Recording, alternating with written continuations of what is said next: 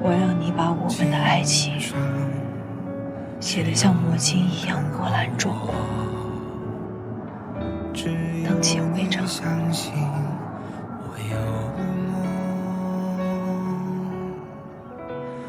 有你带给我的星空，从未想过离开过。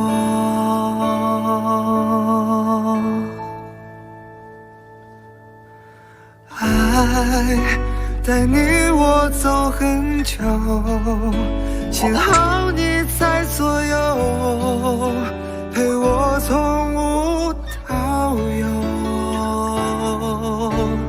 爱该不该请问是纳兰大总吗？我是那个郭新年，你还记得我是谁吗？你要把魔镜做成一款杀手级的软件，我答应你。如果你做到了，我就在魔镜上线的那一天，和你一起共进晚餐。魔镜上线的那一天，将会是一个盛大的节日。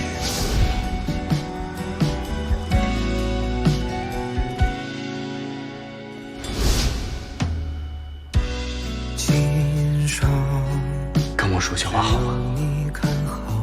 我是纳兰，为什么不早告诉我？你现在不是知道了？魔镜是咱俩共同创造出来的，在我心里，我就是魔镜的爸爸，你就是魔镜的妈妈。再见，安好。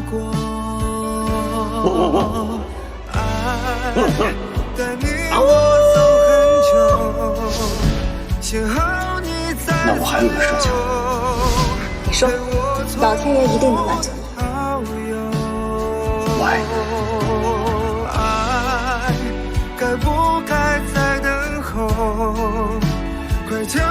我就是想再听听你的声音。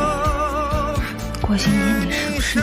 死了？郭新年，你是不是死了？就是这件事。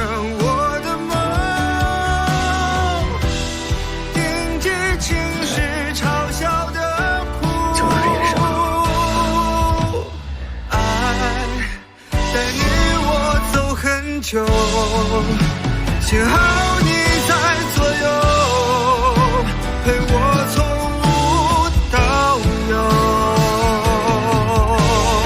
爱该不该再等候？快将爱说出口。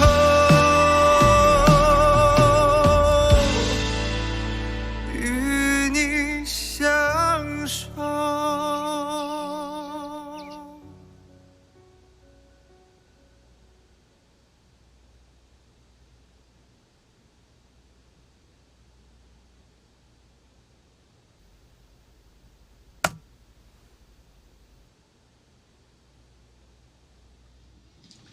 差不多就是这样了。未来，咱们在金融方面会比在通讯方面更热闹。咱们现在开始挑战传统的银行业了，你担心吗？担心什么？像魔镜一样被人告？哎，你将来有没有可能当上央行的行长呢？开玩笑。但如果将来你能够当上央行的行长，我就不担心了。要完成电子金融系统跟跨行转账功能，需要跟很多银行打交道。但即便如此，你的这个玩笑依然不好笑。话说回来，现在银行做的 APP 既老化又难用，而且一间银行就需要一个邮盾。如果我们能够完成跨行转账功能，那么10年甚至都不需要10年，现金就可以消失了。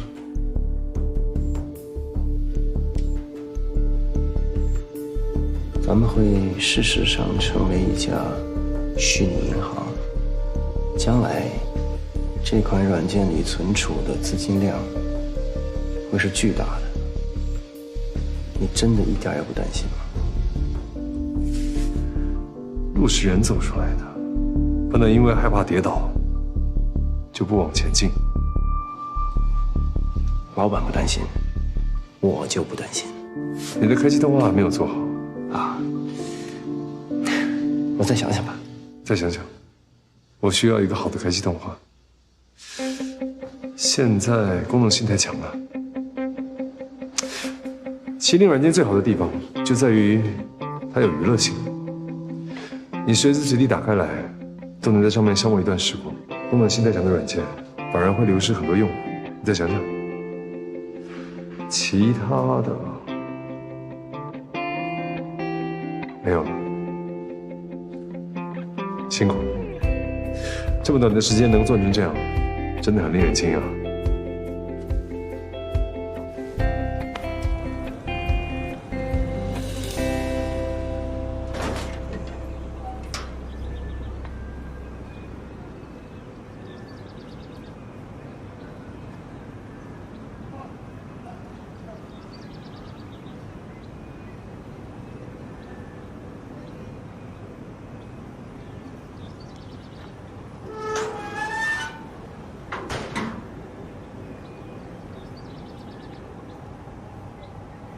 董叔呢？他自首了，把事情都说清楚了。我把你保释出来。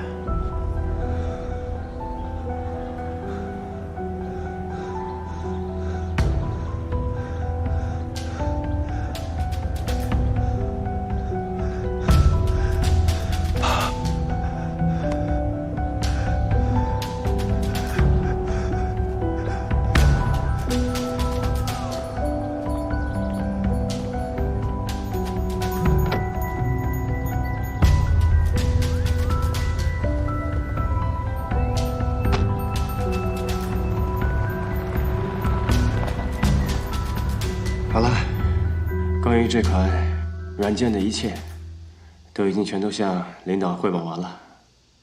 那接下来，我就想听老板对我说点什么了。你要的我都已经准备好了，我给你准备了足够的预备金。这款软件将来由你来带领，升级、维护、再次开发。办公室就不要在麒麟大楼里面了，我单独给你盖一栋，气派一点的。你的年薪跟待遇绝对不会让你失望。怎么样？不够。我听说你准备在这款软件彻底做出来之后，就一脚把我踢开，有这回事吗？你听谁说的？不重要。你有这个想法吗？我以为我上一次已经把话说得很清楚了。如果你现在还有这样的疑虑，那么我只能建议你，你可以走了，回家吧，打包，走啊。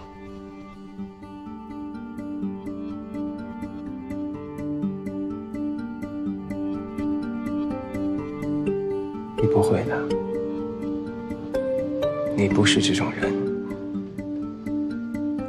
如果你是这种人，麒麟走不到今天。可话又说回来，老板，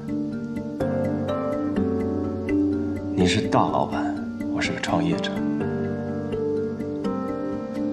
我没有安全感。我相信你是可以理解的。这款软件事实上我已经全都做完了。如果真的发生刚才我说的那样的情况，我也无力阻止。现在我真的，我不想再跟你聊技术，聊未来，聊一切阳春白雪的事情，很尴尬。现在确实是到了一个创业者要跟老板聊钱的时候了。我跟你要股份，你不答应，你答应给我这些，我觉得不够。这款软件是咱们2个人一起合力做出来的，将来你可以让大把的比我更好的工程师、比我更好的架构师来继续做升级、做维护。事实上，我是可以被替代的。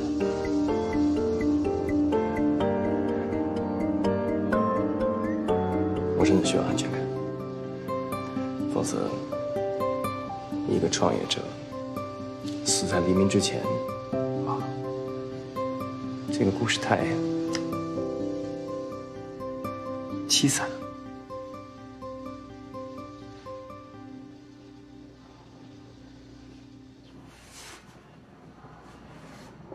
你有一些奇怪的特质，你习惯用自大掩饰自己的自卑，没有必要。凄惨的故事也没什么不好，一个凄惨的故事可以让人正式的认识这个世界。我可以告诉你，你也不需要安全感，你所需要做的是花时间。我跟我的兄弟花了10年时间打造出麒麟介绍号，而现在的腾讯会带领麒麟进入下一个10年、20年，甚至50年。所以你如果愿意跟我看一样的方向，保持一样的高度，做同一个梦想，那么10年或者20年之后，我们能看到一样的风景，我们就会是兄弟。那个时候你会知道，我李奔腾从来不亏待兄弟。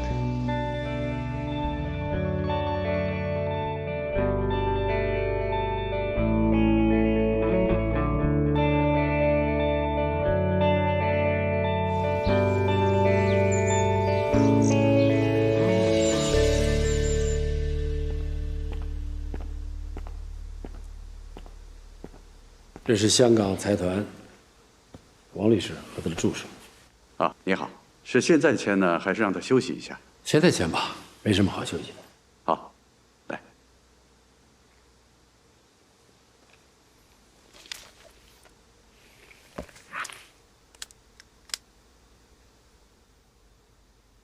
我签的这是什么呀？这是转让协议，就是在您名下的房产、汽车、地产、银行账户、公司股份全部自愿放弃，转给设在布宜诺斯艾利斯的家族基金。我凭什么交出去啊？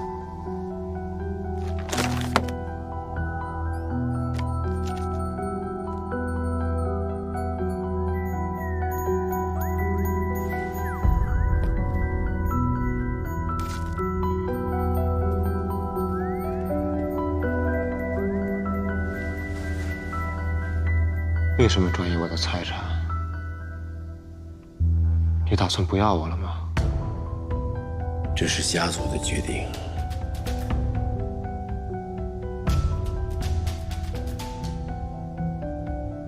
让你来内地经营人脉，拓宽渠道，让你为了将来接受我的位置做充足的准备，批准你的投资，让你好有一番业绩拿回去树立威信，包容你几次三番胡搞，你剩下的也拿了一手好牌，却弄成个乱七八糟。我告诉你，没有家族，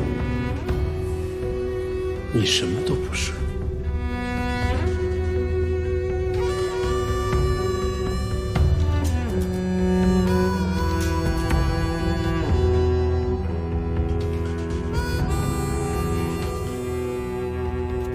在董如海案的调查过程中，公安机关又发现了新的线索，决定重新对金振邦父子展开调查并立案。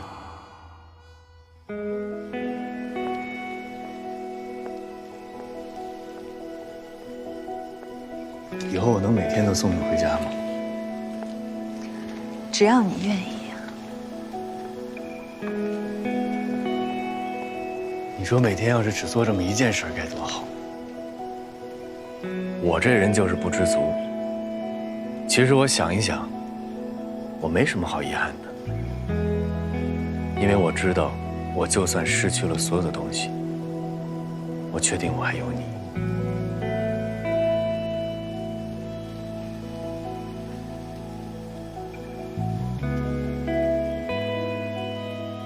你还记得我之前跟你说过，在一个地方待久了，就会觉得闷，想出去走走。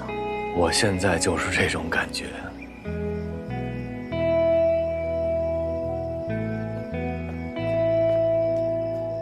郭新年，我问你个问题啊，如果在魔晶和爱情之间做选择，你会选哪个？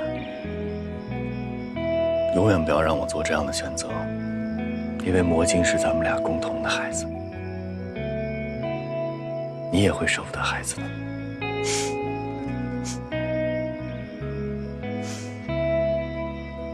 有时间带我去趟西藏吧。好啊，那一言为定。一言为定。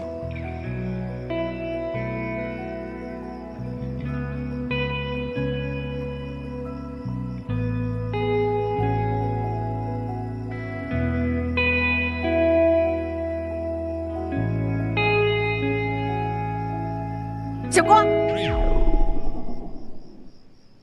阿姨，阿姨好。干嘛呢？有话屋里说吗？那个，不早了，我就先走了。等等，我刚才听你们说孩子，这孩子怎么回事啊？谁的孩子？走了走了，快走快走！到底怎么回事啊？那我先走了啊，阿姨再见。拜拜。哎，妈，怎么了？这么八卦，什么孩子？不该听的你都听到了。哎呦，到底怎么回事？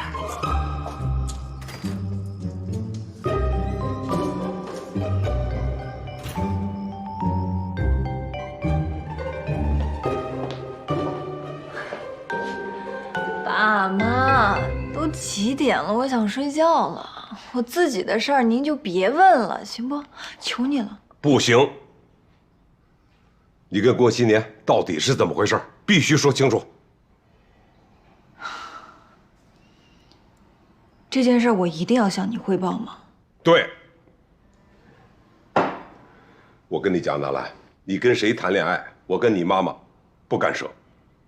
可有一条，在你做决定之前，这个人是个什么样的人，以前都干过什么，你必须说清楚。要吃一堑，长一智。我就奇怪了，郭新年你们又不是不认识，您这么说是什么意思呀？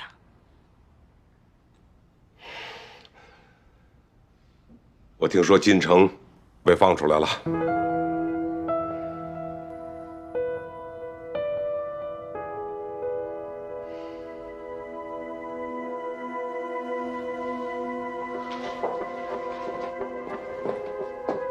凭什么放他出来呀？那个姓董的自首了，他承认那个被害的女孩是他指使人转移到卢卡的床上的。这样的话，金城就洗脱了罪名，所以也被放出来了。我就不信这事儿跟金城没关系。你说的对，这件事情没完，金家父子的事情，现在反贪局也已经介入了。你跟金城过去毕竟有过那么一段，现在想想我都后怕。所以你找的男朋友，我必须把关。还是你爸爸英明啊！幸亏当初没收金振邦那300万股，要是收了，现在咱们家可就麻烦大了。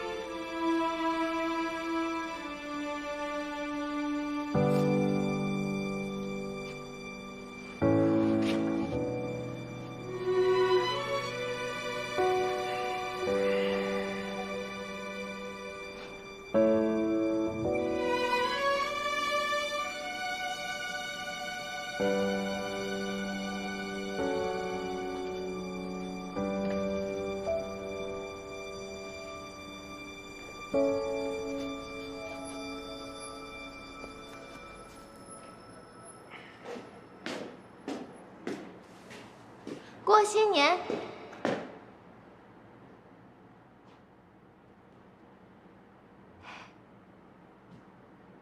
早啊！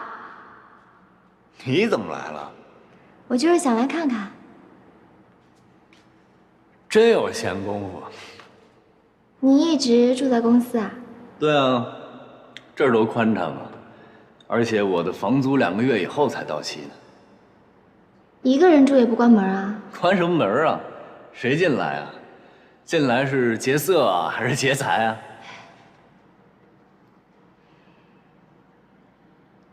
纳兰不来吗？倒是约好了，今天一下班他就过来，我们晚上约了一起吃火锅。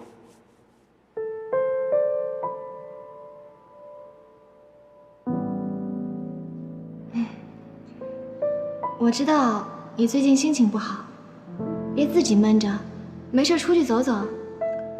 我能去哪儿啊？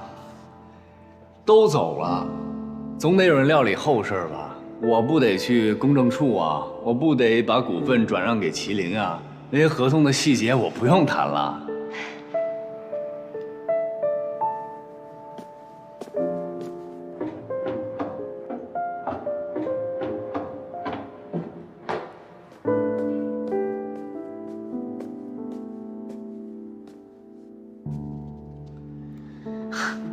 什么呀？这个还给你。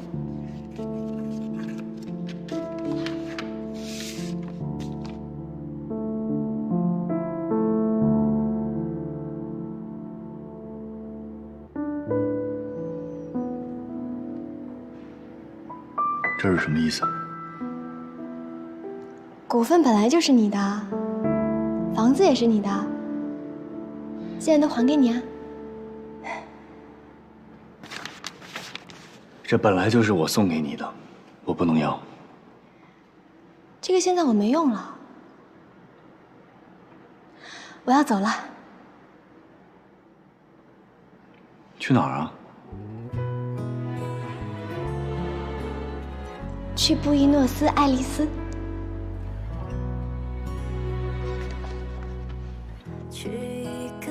你去那儿干嘛呀？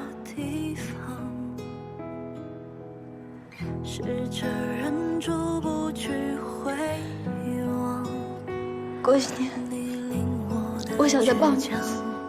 长出翅膀，再不害怕飞翔流浪。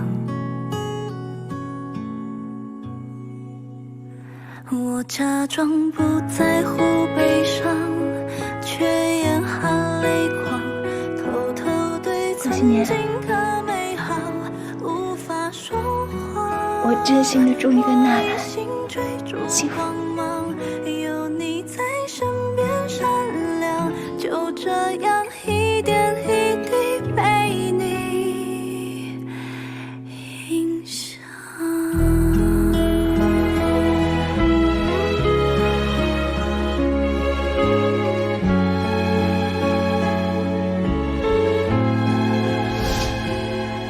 在我的理解，你就是同意嫁给我。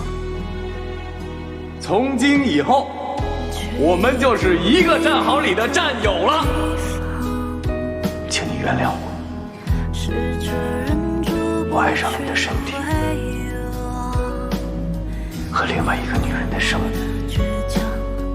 长出翅膀，再不害怕飞翔流浪。我假装不在乎悲伤。金总您好，我是温迪。我想好了，我同意做您的基金管理人，请您准备合同吧。再见。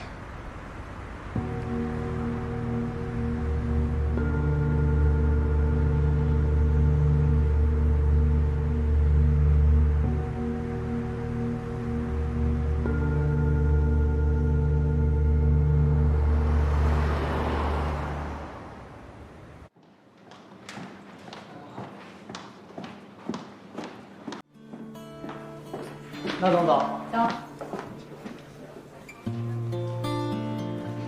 纳兰，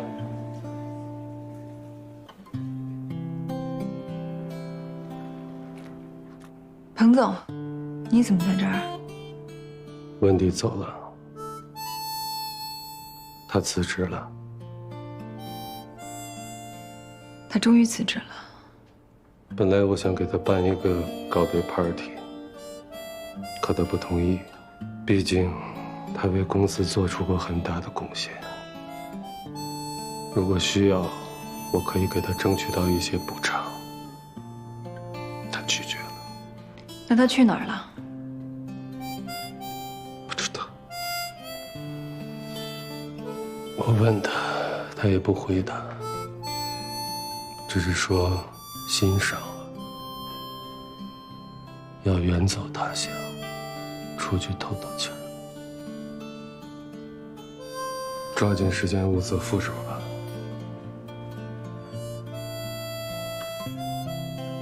记住了，你不许辞职。左右手都走了，我会很孤单。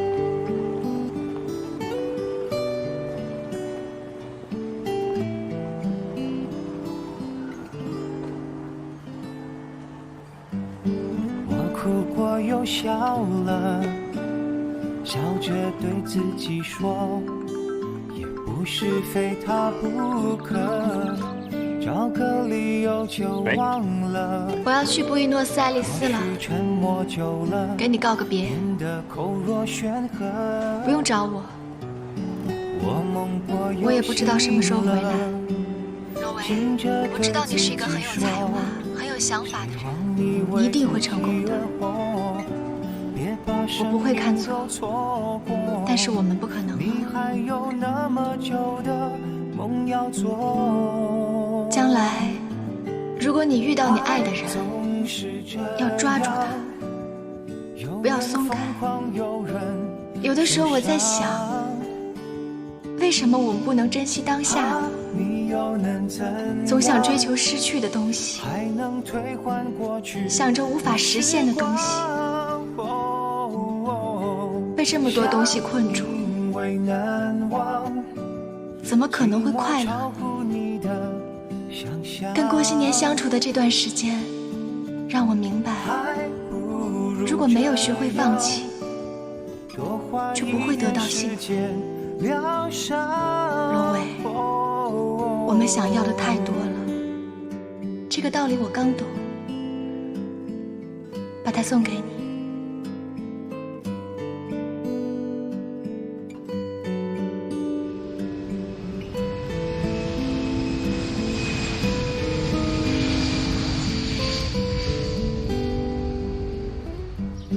我哭过又笑了，纳兰，我想告诉你，我现在很有钱了，我终于和你一样，我们可以做朋友了。记得我跟你说过，我小的时候，父母经常把我放在姥姥家，每次我不听话的时候，姥姥就吓唬我，说爸妈不要我了。我那个时候特别害怕，吃一块糖要留下半块，穿衣服我就多穿一件，我喜欢穿厚一点。我害怕天气突然变冷，好像随时都会有人把我赶到街上，无家可归。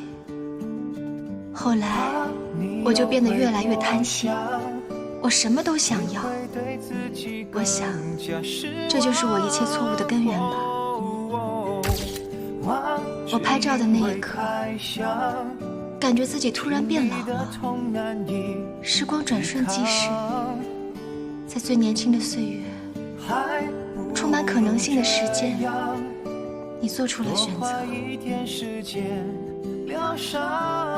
青春的轮廓虽然还在，事实上，我的已经被摧毁了。但我喜欢这个结局。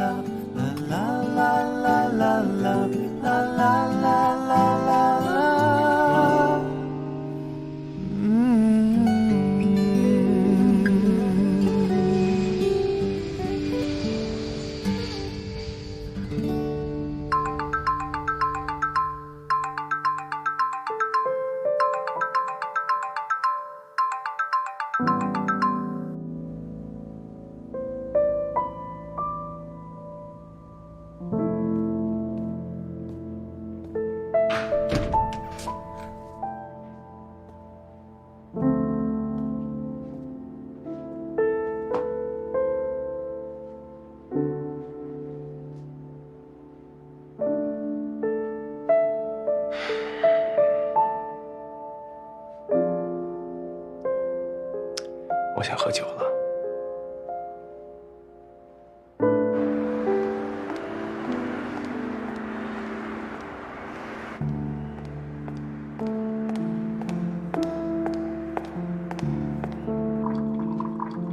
我今年你别喝了，你就3杯的量，这都喝了多少了？你看我没事儿。不许喝。罗维，你也是啊，少喝点儿，你脸都红了。罗维，哎呀，让你别喝了。哎呀，哎，能不能不撒狗粮了？最后一杯。罗维，恭喜你。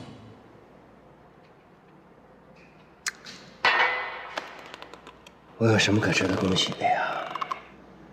你的童讯马上就发布了，恭喜你终于成功了。说句心里话，我都有点不想发布童讯了，因为这款软件，即使他姓李，咱们俩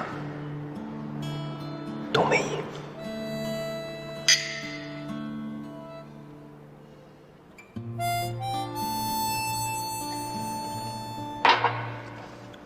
你错了，咱们俩都没输。李奔腾要2次创业，是你和我帮他完成的。虽然我现在把魔晶卖给李奔腾了，我失去了魔晶，但是我得到了他。他才是上帝给我最珍贵的礼物，他才是那个你走遍世界各个角落都不可能再找到的人。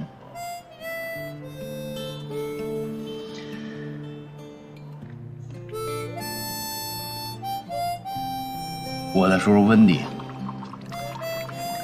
就像他自己说的一样，他想再来一回。别说。你未来会借着麒麟的平台，成为移动互联网最大的新贵。罗维这2个字儿，会像李奔腾的名字一样如雷贯耳。后面再来创业的人，会把你当成神。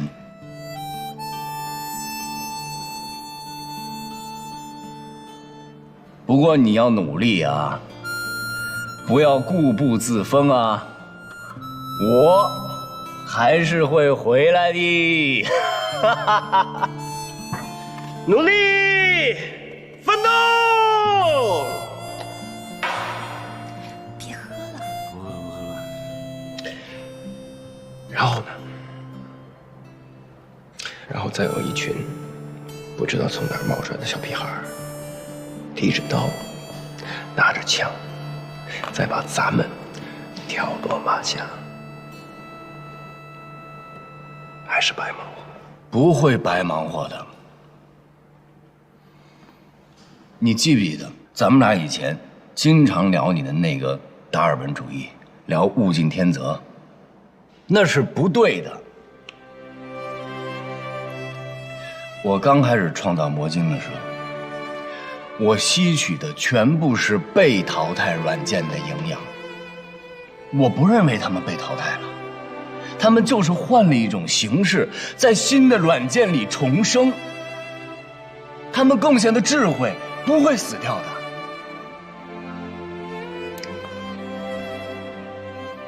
你不相信达尔文主义？什么是达尔文主义？物种起源的副标题说，优势种族对劣势种族的征服，这是达尔文主义，这才是这个世界的真相。我就是不相信达尔文主义，就是因为分出了优等种族、劣等种族，这个世界才他妈这么多战争，这么多灾难。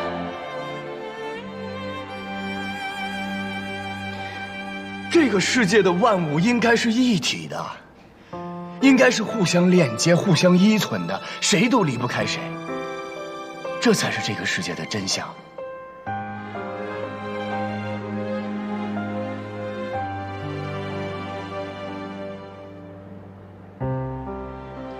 那小姐，你听懂了吗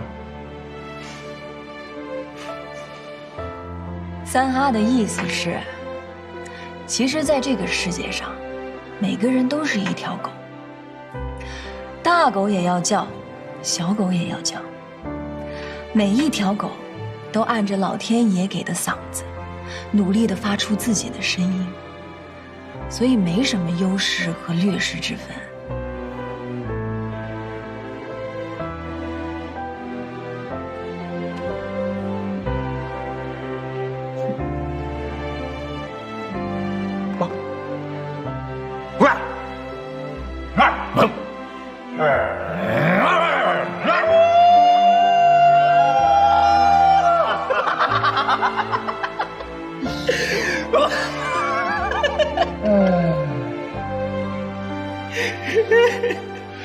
我现在真的开始有点羡慕你了，我羡慕你有他。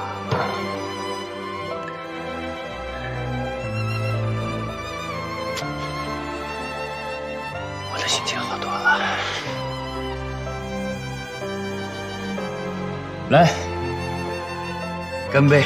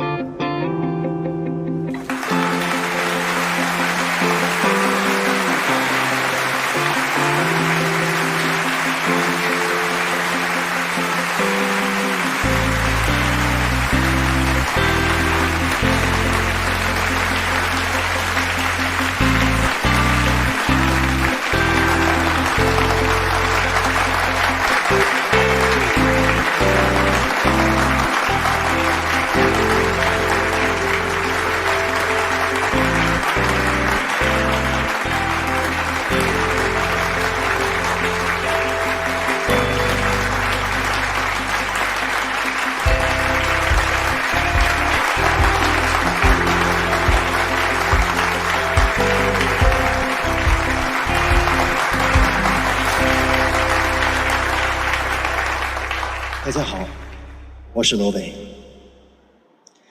现在大家看到的画面，就是这款新软件的开机画面。这个仰望我们星球家园的人，他的目光已经飞越了高山大海，紧紧跟随着他的爱。他看的地方是布宜诺斯艾利斯。感谢李奔腾先生，让我来为这款软件命名。我叫它童讯，讯息的讯，天下大同的同。海明威说，没有人是与世隔绝的孤岛，每一个人都是这个世界辽阔大陆的一部分。其实我们每一个人都是孤孤单单的个体。我希望通过童讯，大家可以表达自己，让声音汇入人群，让我们在这个世界上发现和我们有着相同心绪的人，从此不再孤独。在我看来，童讯是爱和勇气的结果。如果童讯可以让您感受到一点点的快乐的话，那我们的世界就会变得更美好一点点。佛陀在走之前说，这个世界真美好。是的，它值得我们为之而奋斗。好了，我要说的都说完了。接下来，我还想感谢一个人，没有他，就没有童讯。童讯是在魔晶的基础上做出来的，没有魔晶，就没有童讯。我想感谢魔晶的创造者郭新年。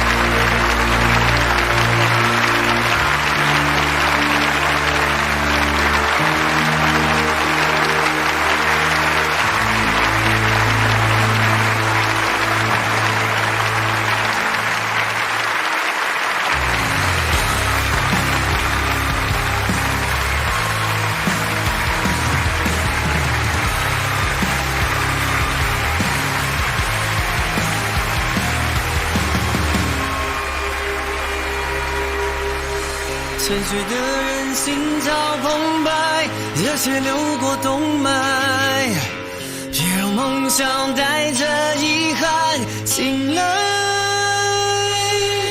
总有人被世界淘汰，总有人被记载，在这尔虞我诈的舞台，挺过来，初心仍在。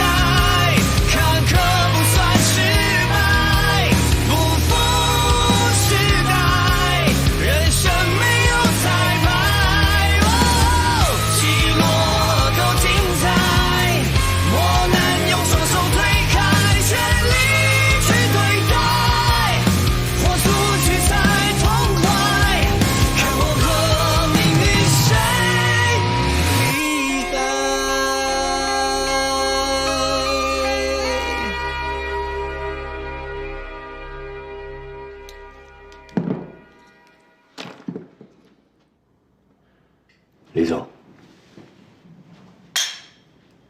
恭喜你，把魔晶交给你是对的，你是个值得信赖的人。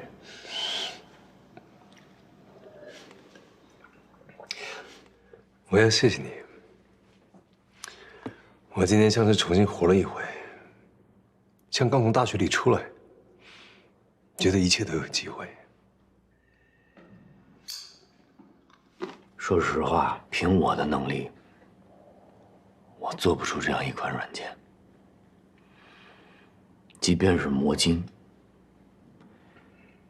要是没有纳兰、卢卡、杨洋、高迪、徐佳莹，还有你，魔晶不会有今天。虽然最终还是失败了，也许几年以后没人记得魔晶是什么，魔晶就像没在这个世界上存在过一样。你不要悲观，我也一样，说不定再过几年，我存不存在过都没有人记得。你不一样，你做出了这款软件，你的名字一定会留下来的。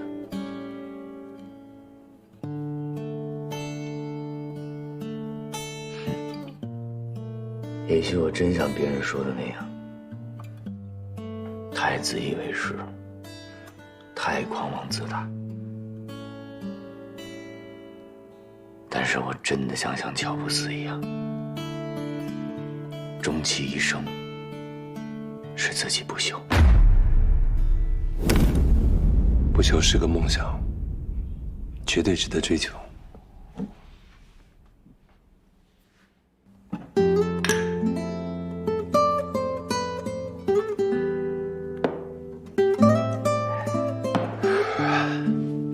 接下来有什么打算？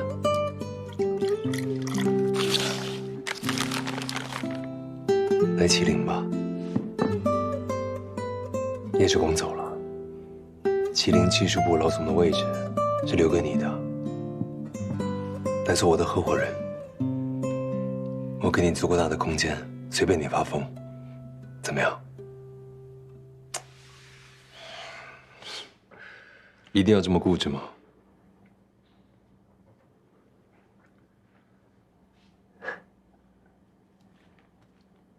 你记不记得你以前答应过我？你说你会给我留一个全尸。我当时说的是气话。才华这个东西是老天爷赏的，你敢浪费，老天爷拿雷劈死你。罗维今天站在台上的时候，说实话，我很嫉妒。我没法再站到台上去了，因为我没有像你那样的创造力了。聚光灯打在身上的时候，真了不起，像是全世界都在祝福你。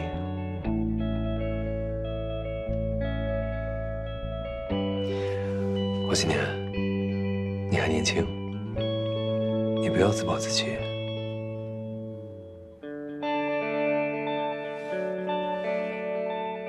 算了，咱们俩曾经煮酒论英雄，但现在天下大势终于定了。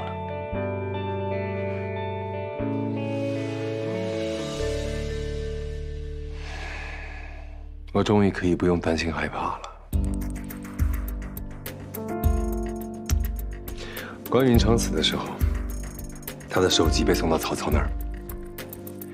曹操看着说：“无夜寝，可安息也。”咱俩太像了。我经常做梦，梦到你把我干掉，但是以后不会了。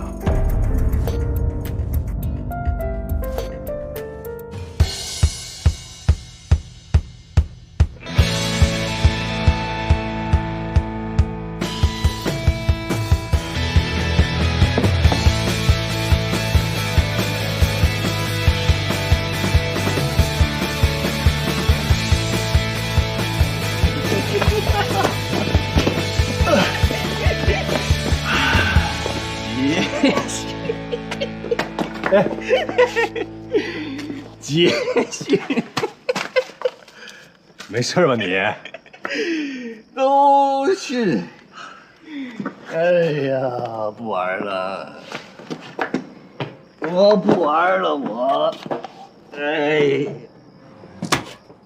你们爱怎么着怎么着。谁呀？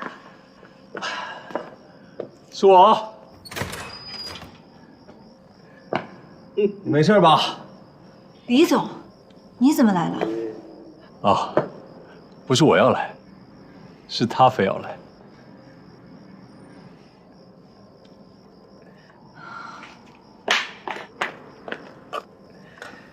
他今天受了点打击，喝得有点多，麻烦你照顾他。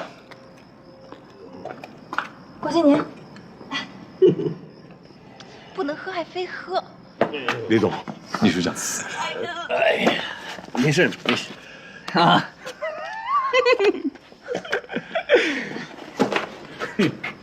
你好，进来坐一会儿吧。啊，不了，我就送哥们儿来，他喝多了，麻烦您让他醒醒酒。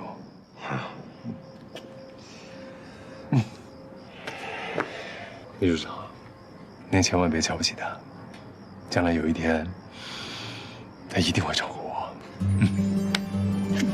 回见。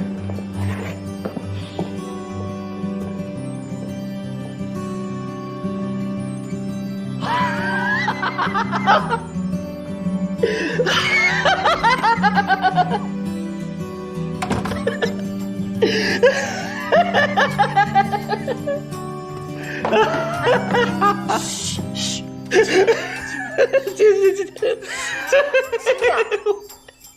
我第一次给你打电话，我说：“喂，那总，那兰，美女，你记得我是谁吗？”你说：“我不记得你是谁呀？你是谁呀？”我说我是郭新年呀，郭靖的郭，3个金的辛，过大年的年。你说，我还真没想起来你是谁。我现在正站在海拔4000多米的高原给你打电话呢。我就是那个有死穴的那个人。你说，对不起啊，您这乱七八糟的，您到底是谁啊？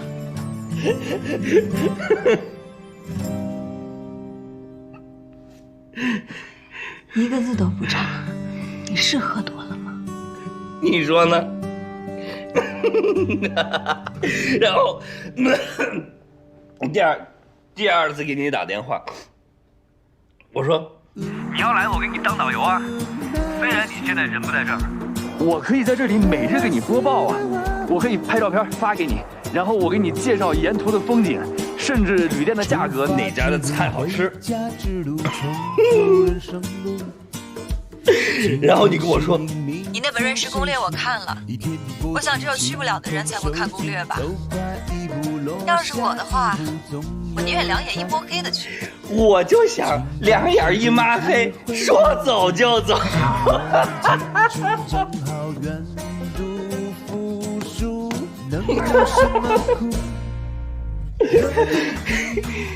然后那天我要一个人骑自行车去死亡谷，把你吓坏了。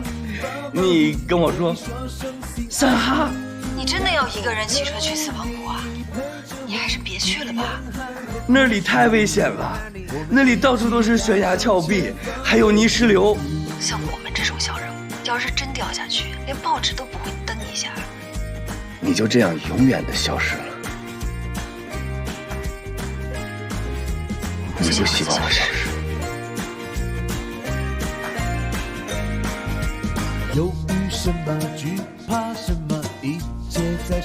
后来，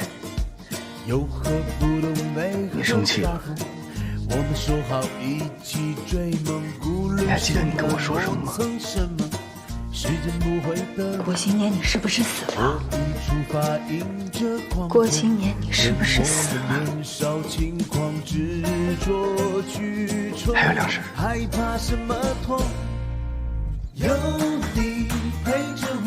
郭新年，你是不是死了？郭新年，你是不是死了？郭新年，你是不是死了？郭新年，你是不是死了？郭新年，你是不是死了？就这3事，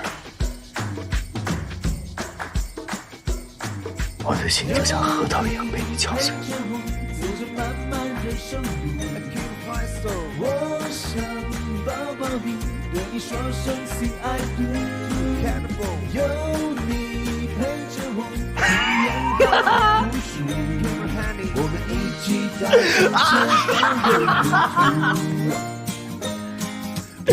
郭新年，你是不是死了？郭新年，你是不是死了？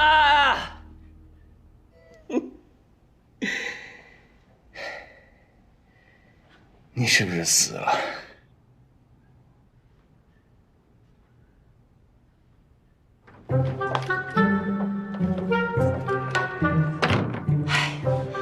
你们在这儿干什么呀？这没你们的事儿。我求你们了，求你们了，赶紧回屋睡吧。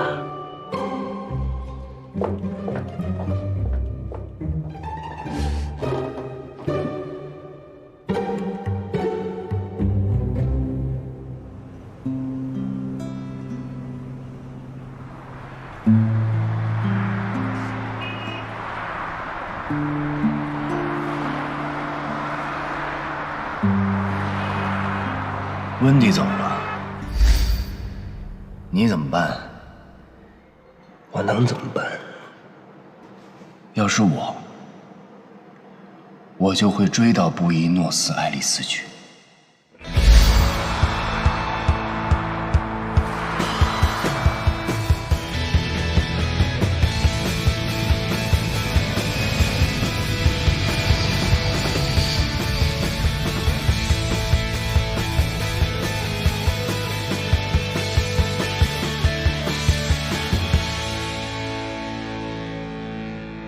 二哥，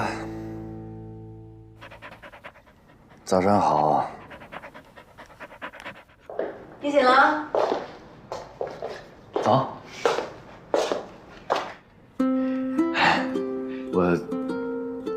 我昨天晚上失态了吧？我真应该拿手机给你录下来，让你看看昨天晚上你的样子。哎，你好歹是个互联网大腕儿啊！还有一个大腕儿李奔腾，昨天你俩喝多了，从街上东倒西歪来到我家，我估计昨晚我爸妈都没睡觉，给你吓的。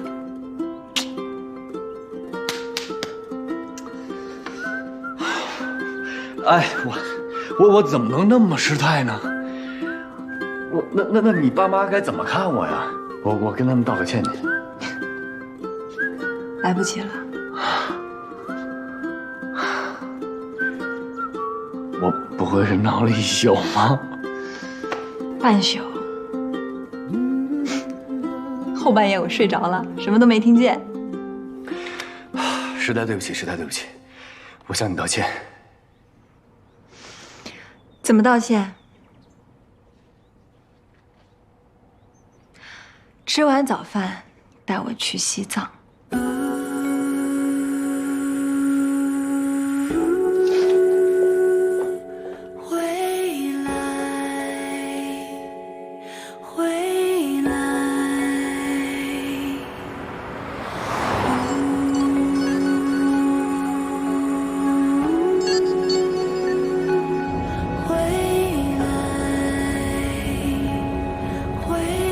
这里比我想象的还要苍凉，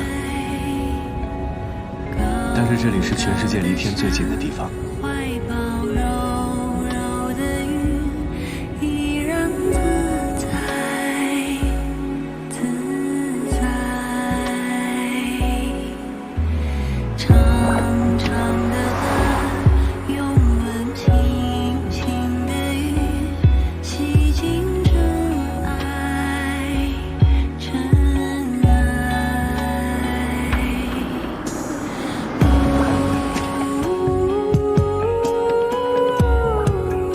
这就是姊妹湖，也叫仙女湖。传说中是仙女的2行眼泪汇聚而成的。什么是姊妹湖呢？其实就是2片湖，一片叫姐姐，一片叫妹妹，是深蓝色的，镶在大山之中，非常的美丽。这里是风马旗，上面挂满了诸佛诸菩萨的真言和咒语。据说呢，只要是刮过风马旗的风，吹到人身上，就可以消除人的业障。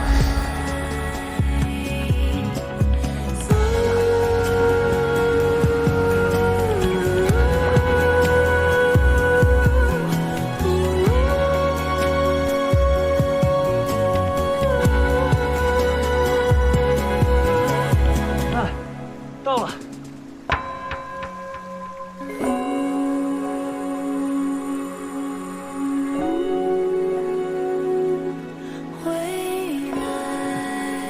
罗辑大叔，罗辑大叔，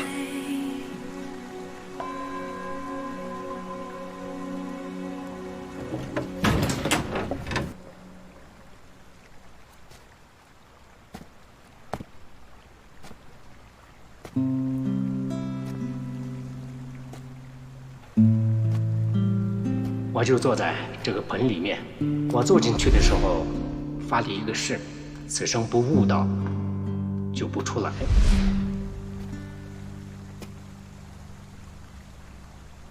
那刚才您不就算是出去了吗？听见有人求救还不出来，成佛有什么用啊？这个事遵守不了了，下辈子吧。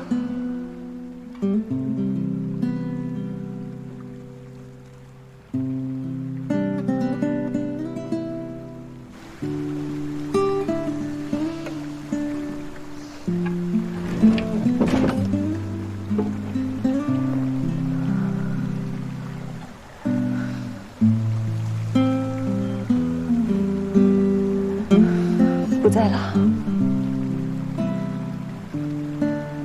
走了。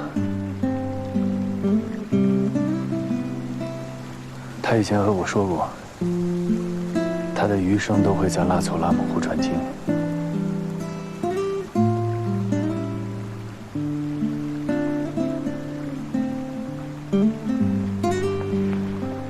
下一站，拉措拉姆。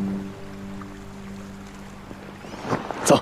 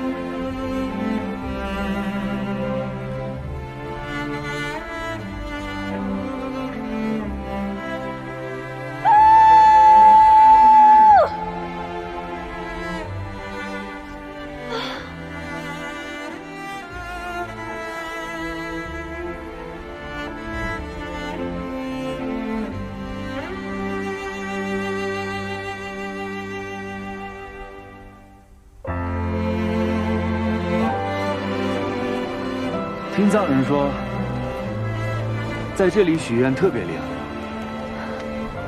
那你许一个呀？但是人的一生只能许一次，我已经许过了。你许了什么？我当时许的愿是，我希望我能把魔晶做成。应验了。但是我有点贪心，我当时想，如果我把魔晶做成了，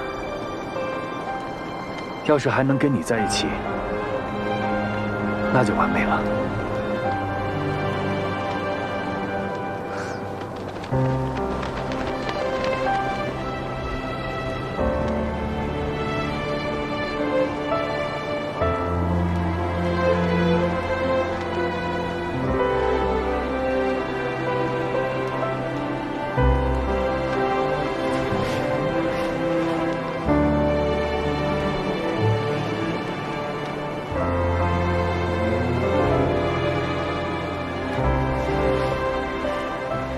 许什么愿了？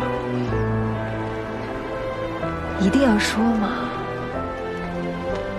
告诉我呗，也许我能帮你实现呢。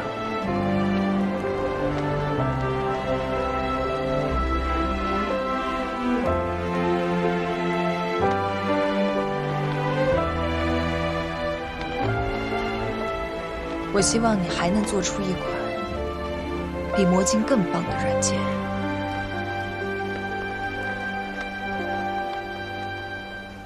杀回去。